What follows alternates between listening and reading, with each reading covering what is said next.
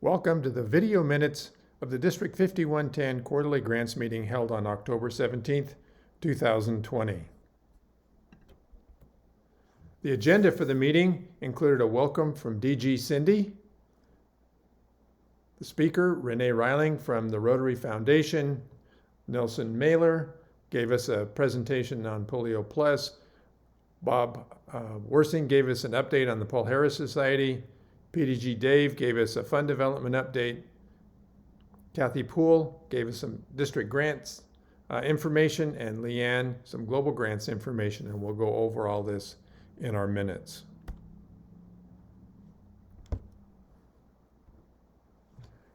DG Cindy gave us her relentlessly positive presentation on what's happening in the district and Rotary in general. See, DG Cindy is so positive and so enthusiastic about Rotary that it's hard for it not to be contagious. She's doing a great job of leading our district this year.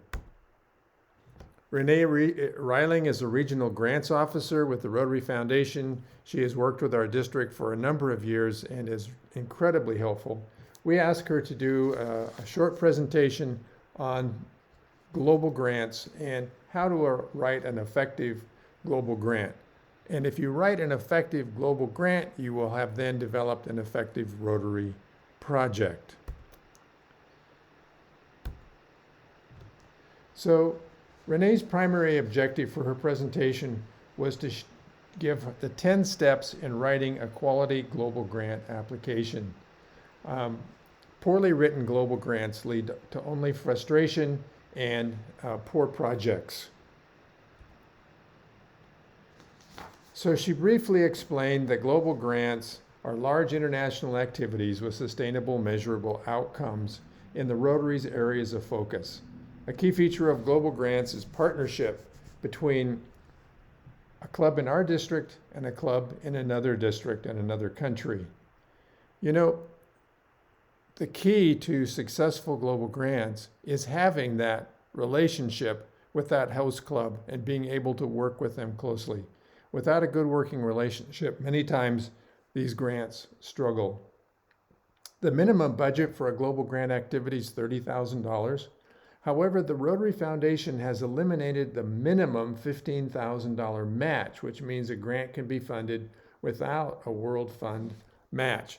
Most people didn't know, including me, that there was a $15,000 minimum world match required. The minimum budget is still $30,000 for a global grant, but you can do it without any World Fund matching dollars at all.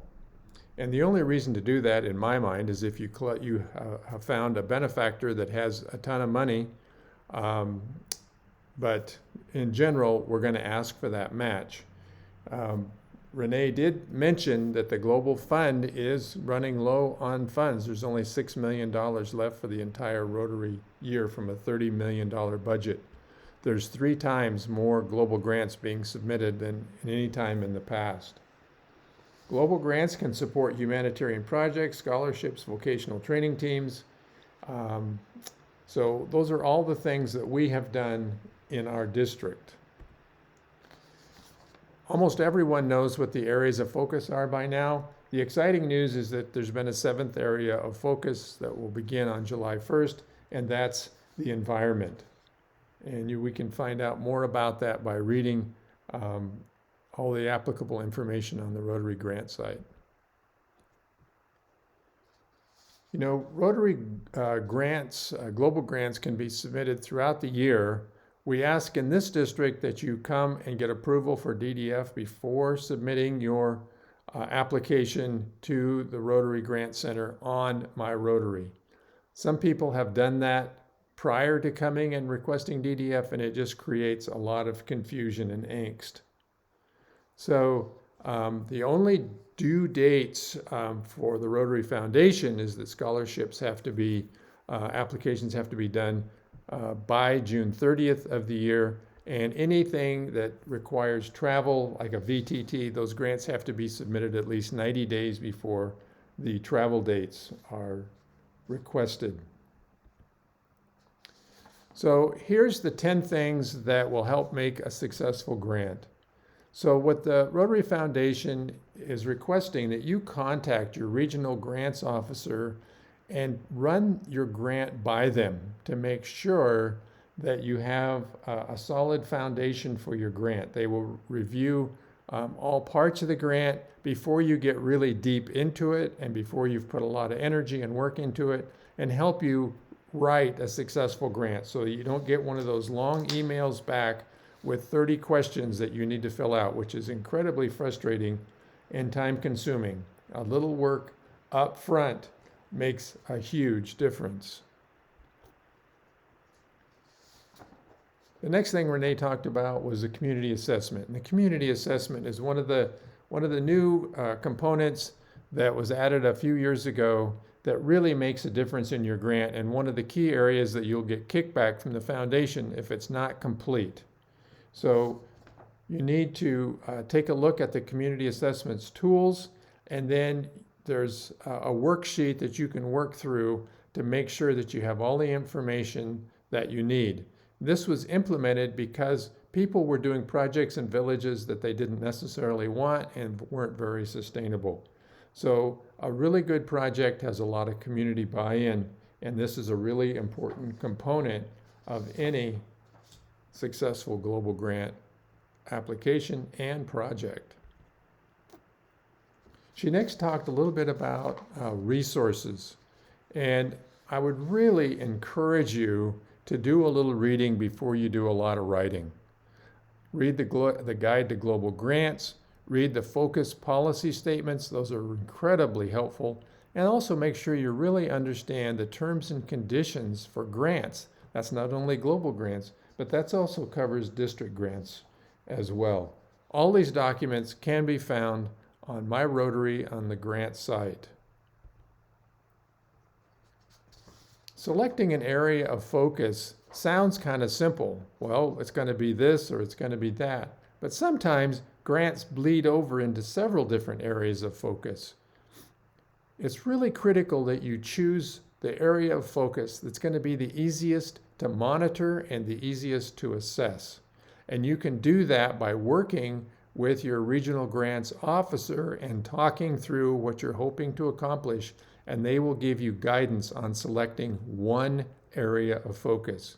And the reason I say one is that if you select more than one area of focus, then you have to write goals, objectives, and you have to monitor for more than one area. So the grant officer will tell you, select one, and they will help you choose the best possible one. The next thing to have is a detailed plan. And it's really important that all the details are worked out before you even get started on trying to do a project. If there's any holes in your plan, it will blow up on you and you'll have to do a lot more work. So work with your partner, with your host district, and make sure that your plan includes timelines, locations, personnel, any other relevant project steps that need to be taken.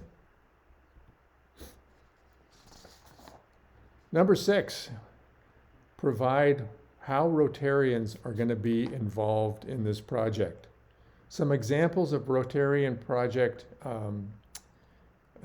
inclusion include conducting a community assessment, developing the project plan, managing project implementation, handling project funds, providing financial support, organizing public relations efforts, providing technical support, providing the reports to the Grant Center, and probably the most meaningful in my perspective is actually working on the grant yourself, visiting those communities and being right there firsthand.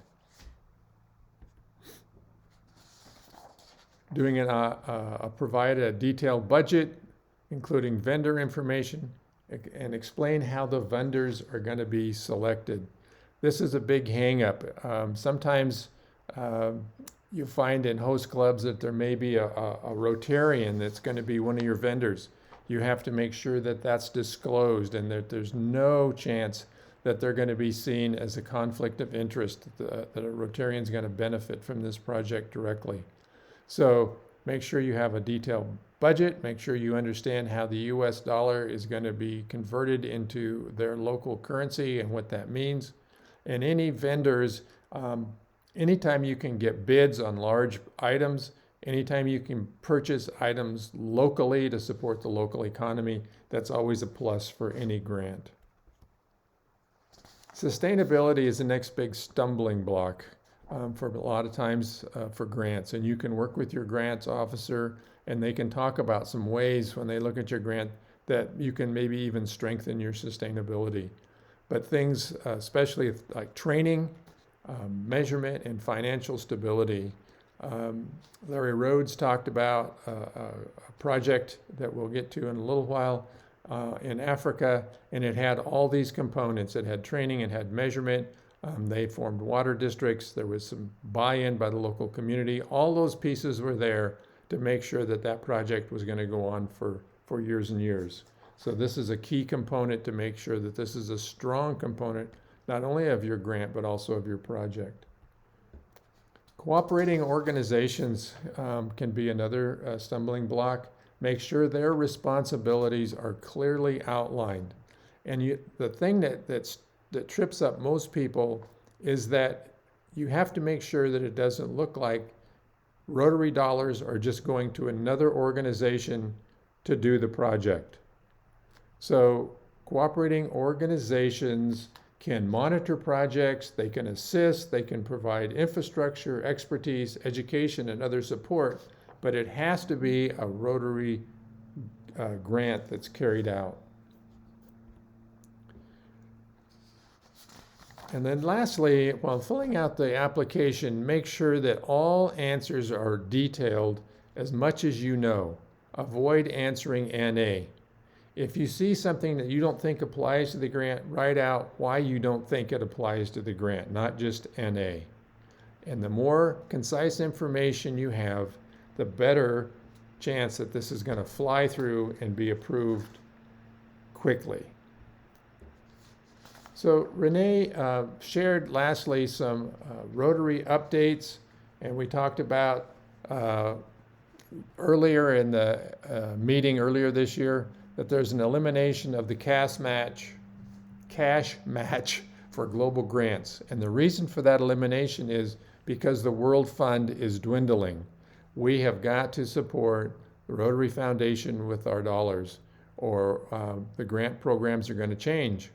That's just the way it is.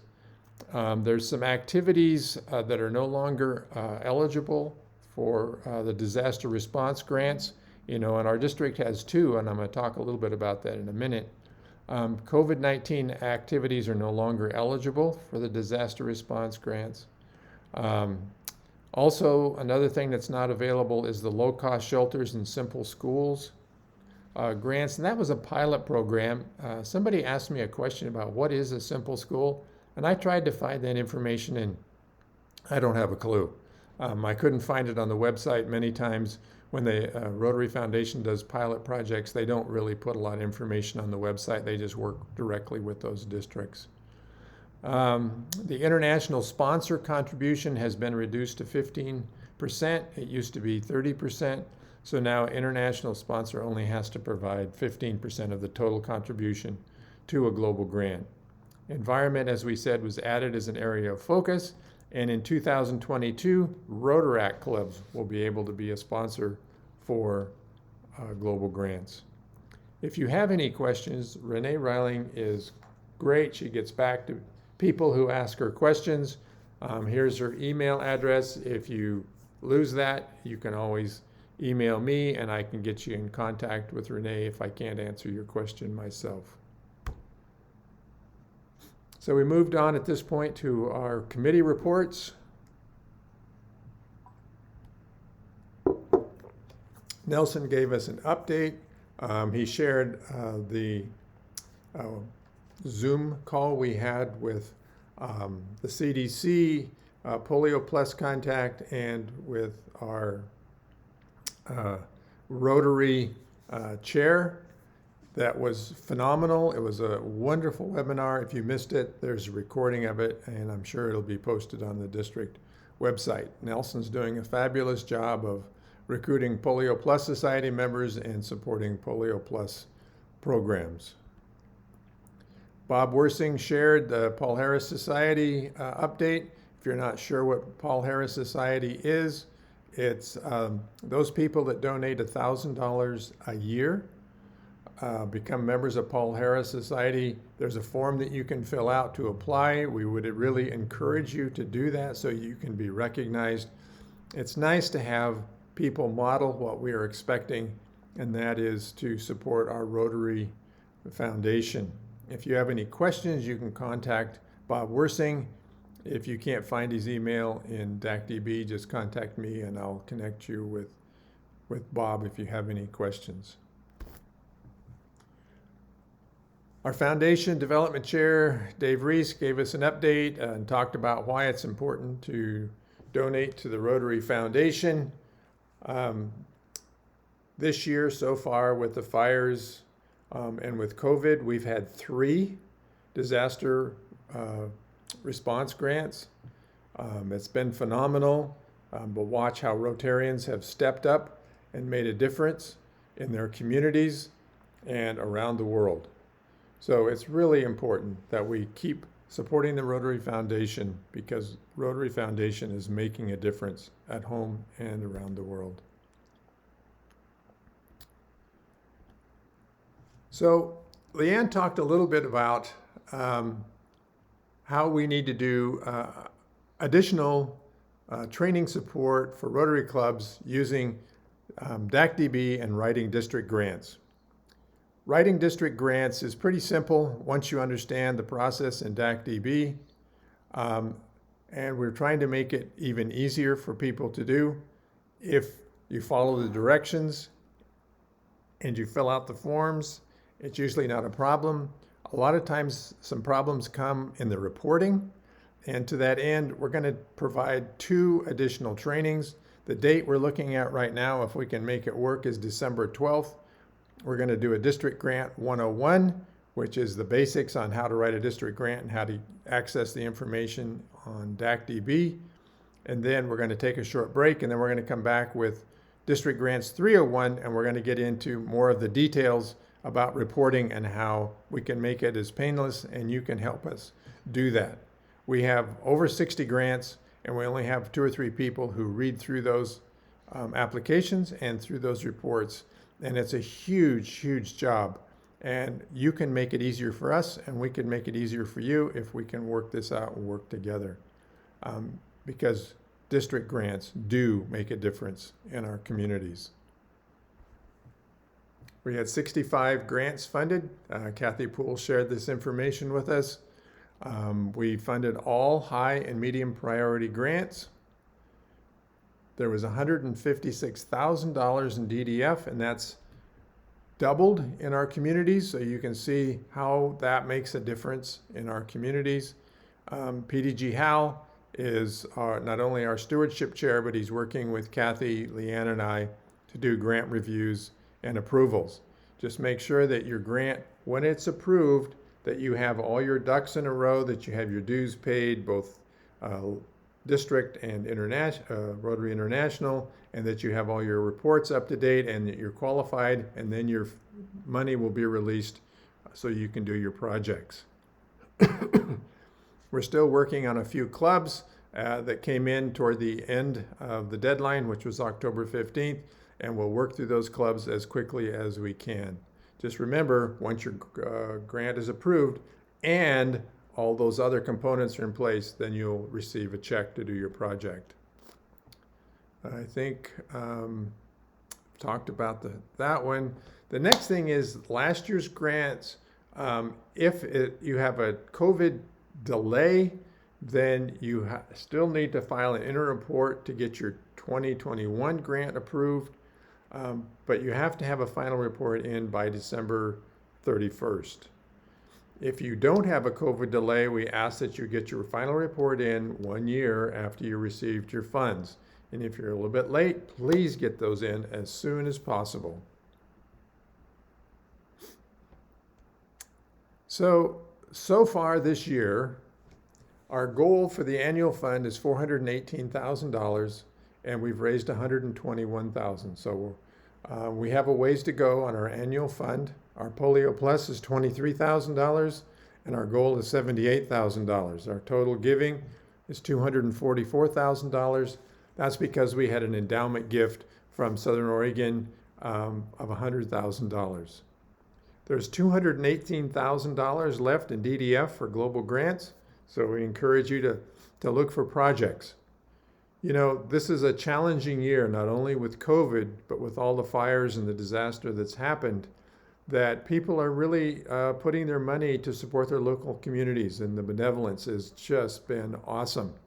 However, we can't forget that 3 years from now, our annual fund giving will come back to us, and it'll either come back to haunt us that we didn't support it, or it'll come back and we'll be able to do all the projects like we're doing this year, our first and second choices.